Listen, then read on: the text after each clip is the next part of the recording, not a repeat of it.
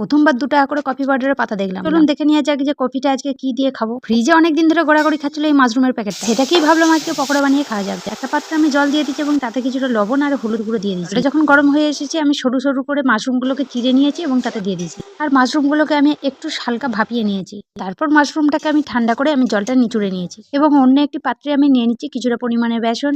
তাতে দিয়ে দিলাম কিছুটা পরিমাণে লবণ, জিরে গুঁড়ো, লঙ্কা গুঁড়ো, হলুদ গুঁড়ো, কর্নফ্লাওয়ার, চালের গুঁড়ো। কর্নফ্লাওয়ার বাড়িতে না থাকলে খাবার সোডা দিতেও পারেন। সবশেষে কিছুটা পরিমাণে জল দিয়ে আমি ভালো মতো করে এই বেসনটাকে ফেটিয়ে নিলাম। তারপর আমার বেসনটা ভালো মতো ভাবে রেডি হয়ে গেছে।